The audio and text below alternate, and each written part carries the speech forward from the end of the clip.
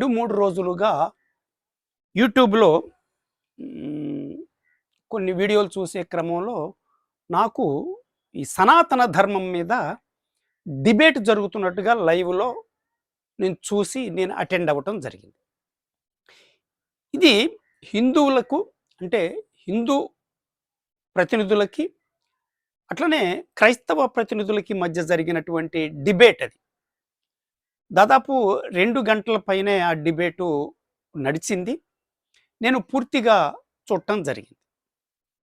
అయితే డిబేట్ జరిగిన పద్ధతి చాలా నచ్చింది నాకు. ఎందుకంటే 2 విరుద్ధమైనటువంటి భావజాలం కలిగినటువంటి వ్యక్తుల మధ్య చాలా క్రమశిక్షణతో కూడుకున్నటువంటి డిబేట్ జరిగింది.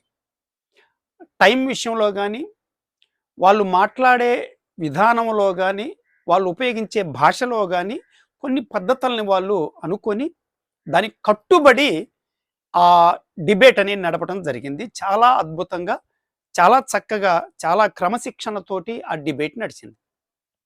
అయితే ఆ డిబేట్‌లో ప్రధానమైన అంశం ఏంటంటే, ఈ సనాతన ధర్మం అనేది పురాతనమైందా? లేదా అంటే ఇంకా చెప్పాలంటే బుద్ధుడి కంటే ముందు నుంచి ఉందా? లేదా బుద్ధుడి తర్వాత ఉనికిలోకి వచ్చిందా? అనే అంశం మీద జరిగింది. హిందూ సోదరులు ఇది పురాతనమైంది అని చెప్పటం, క్రైస్తవ సోదరులు కాదు కాదు ఇది బుద్ధుడి తర్వాతే భారతదేశంలో ఉనికిలోకి వచ్చిందని చెప్పి సాక్ష్యాధారాలతో సహా ఇద్దరు కూడా చారిత్రక ఆధారాలు ఇట్లాంటివన్నీ చూపిస్తూ వాళ్ళు వాళ్ళ వాళ్ళ వాదనని ముందుకు తీసుకురావటం జరిగింది. అవకాశం ఉంటే ఆ వీడియోలు చూడండి. చాలా మంచి సబ్జెక్టు. భారతదేశ చరిత్రకు సంబంధించి పురాతన లేకపోతే ప్రాచీన భారతదేశ చరిత్రకు సంబంధించి కొన్ని అంశాలు మనకి అర్థం చేసుకోవటానికి చాలా సహాయపడతాయి. అయితే ఈ చర్చలో జరిగినటువంటి అంశాల మీద నేను ప్రధానంగా ఒక 2 అంశాల మీద నేను మాట్లాడాలనే ఉద్దేశంతోనే ఈ వీడియో చేయటం జరిగింది. ప్రధానంగా ఈ డిబేట్‌లో 2 అంశాలు నేను మాట్లాడదలుచుకున్నాను. ఎందుకనంటే ఆ చర్చల్లో కొంచెం గట్టిగా పట్టుబట్టి కొంచెం సుదీర్ఘం పాటు వాదన జరగటానికి అవకాశం కల్పించినటువంటి 2 అంశాలు. అంటే మిగిలిన అంశాలన్నీ మీరు కావాలి అనుకుంటే ఆ వీడియోలని చూడండి. సనాతన ధర్మం మీద జరిగినటువంటి డిబేట్. నేను 2 అంశాలు ఏంటంటే 2 అంశాలు అక్కడ ప్రధానంగా ఒక చర్చకి అవకాశం ఇచ్చినటువంటి అంశాలు. బుద్ధుడుకి సంబంధించి ఈ మహాయానం పండితులు రాసినటువంటి పుస్తకాల్లో ఉన్నటువంటి అంశాన్ని ప్రజెంట్ చేయటం జరిగింది హిందూ సోదరులు. అంటే ఏమనంటే అంటే ఎందుకు దాన్ని ప్రజెంట్ చేశారంటే హిందూ ధర్మం అనేది బుద్ధుడి కంటే ముందు ఉంది, లేదంటే హిందూ దేవాలయాలు బుద్ధుడి కంటే ముందు ఉన్నాయి అని చెప్పటం కోసం వాళ్ళు ప్రజెంట్ చేశారు. ఏంటి అది? ఈ మహాయానం అనేటువంటి పుస్తకంలో బుద్ధుడు తనకు తానుగా చెప్పిన అంశం ఒకటి వాళ్ళు ప్రజెంట్ చేశారు. ఏంటి? నేను చిన్నప్పుడుగా ఉన్నప్పుడు బుద్ధుడు చెబుతున్నాడు, నా తల్లిగారు మహేశ్వర ఆలయానికి అంటే శివుడి ఆలయానికి నన్ను తీసుకొని వెళ్ళేవారు అని బుద్ధుడే చెప్పినట్టుగా మనకి ఆ పుస్తకంలో రాయబడి ఉంది. దానికి ఈ క్రైస్తవ సోదరులు లేవనెత్తినటువంటి అంశం ఏంటంటే మహాయానం వీళ్ళు రాసిన పుస్తకాలు మీకు క్రీస్తు శకం 1వ శతాబ్దం 2వ శతాబ్దంలోనే రచించబడ్డాయి. కనుక అప్పటికి క్రీస్తుకు పూర్వం 6వ శతాబ్దంలో జీవించి ఉన్నటువంటి వ్యక్తి బుద్ధుడు. కాబట్టి 7 సంవత్సరాల తర్వాత జరిగినటువంటి రాయబడినటువంటి పుస్తకాల్లో చాలా అంశాలు మారిపోయే అవకాశం ఉంది అని వాళ్ళు అబ్జెక్షన్ చేయటం జరిగింది. ఇట్లాంటి చర్చ జరిగింది. దీని మీద నేనేం మాట్లాడదలుచుకున్నానంటే ఇక్కడ మహాయానం, హీనయానం అంటే బౌద్ధ మతం భారతదేశంలో 2 శాఖలుగా విడిపోయింది. అంటే మహాయానం అంటే మహా పొడవ అని అర్థం, మహా ఓడ. హీనయానం అంటే చిన్న ఓడ అని అర్థం. అంటే రెండు ఓడలుగా, రెండు భాగాలుగా బుద్ధిజం అనేది భారతదేశంలో డివైడ్ అయింది. ఎందుకయింది? ఎందుకయిందనంటే బుద్ధిజంలో ఉన్నటువంటి సబ్జెక్ట్ మీదే భిన్నాభిప్రాయాలు రావటం జరిగింది. ఎందుకు జరిగినట్లు అలాగా అంటే, మీకు ఆచార్య నాగార్జునుడు ఈయన నలంద యూనివర్సిటీలో ఆచార్యుడిగా, అధ్యాపకుడుగా ఫిలాసఫీని ఈయన చెప్పేవాడు. ఈయన క్రీస్తు శకం 150 నుంచి 250 వరకు ఇతను జీవించి ఉన్నాడు. ఆ టైంలో రాయబడినటువంటి పుస్తకాలు.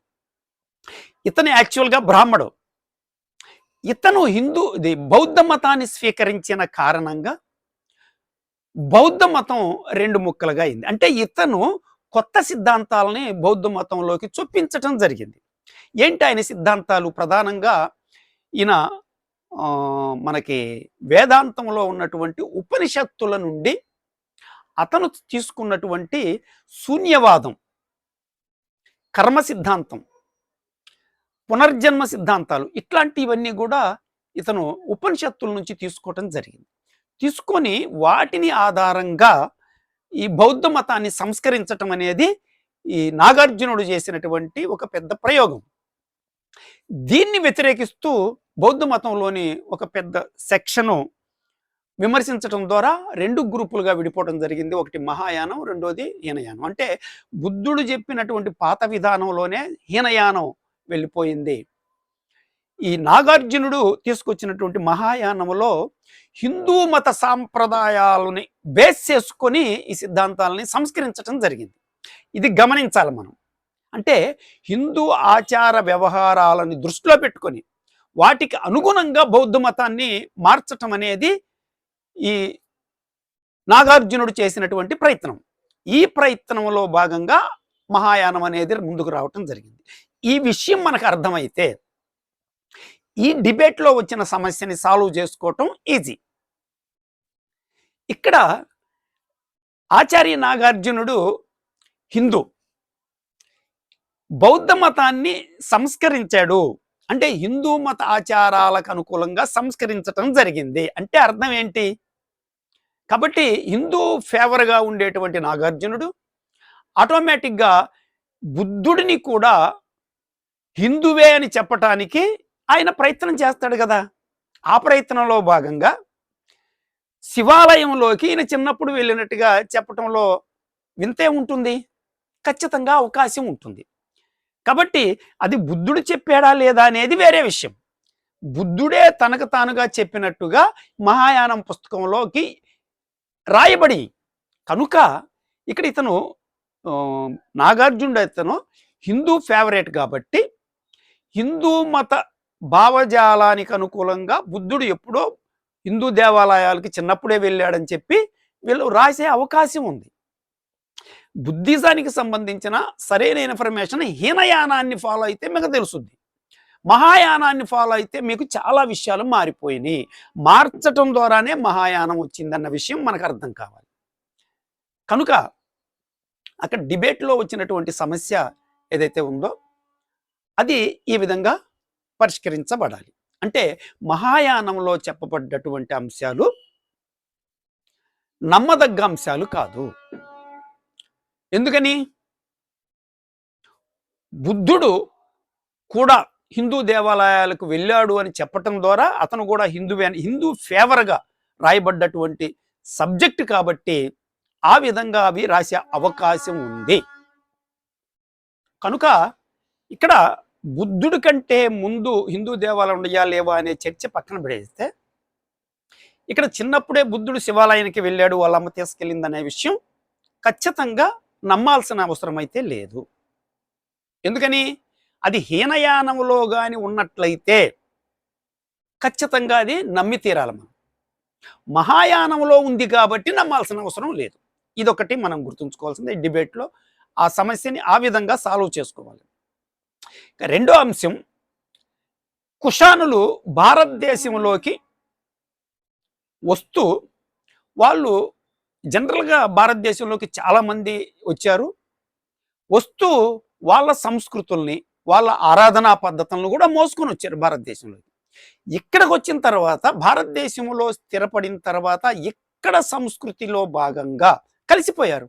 ఈ కలిసిపోయే క్రమంలో వాళ్ళ దేవుళ్ళు ఇక్కడ హిందూ దేవుళ్ళుగా కూడా మారిపోయారు. అట్లా భారతదేశ చరిత్రలో సమ్మేళనం జరిగింది. చాలా ప్రజల మధ్య, గిరిజన ప్రజల మధ్య, మిగతా తెగల మధ్య ఒక సమ్మేళనం జరిగింది.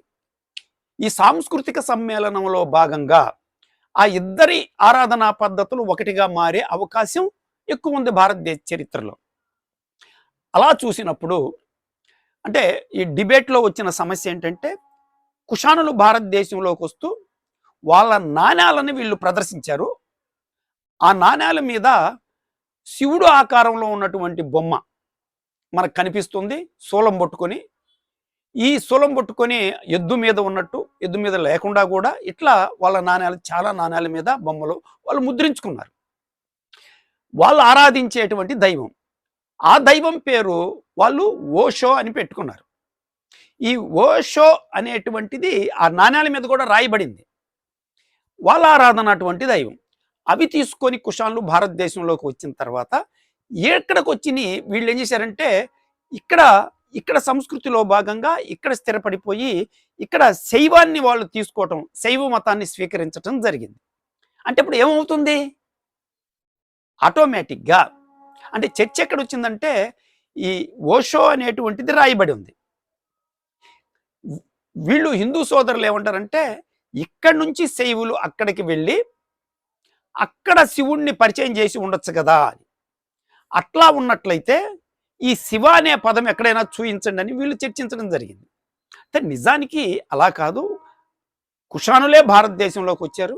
వచ్చే నాటికి వాళ్ళ దేవుళ్ళని, వాళ్ళ ఆధారాల పద్ధతుల్ని, ఆచారాలను తీసుకొని వచ్చారు. వాళ్ళు ఇక్కడికి వచ్చి ఇక్కడ స్థిరపడి ఇక్కడ ఉన్నటువంటి ఆరాధనా పద్ధతులను స్వీకరించిన తర్వాత వాళ్ళ దేవుళ్ళని ఈ దేవుళ్ళు మెర్జ్ అయిపోయారు, కలిసిపోయారు.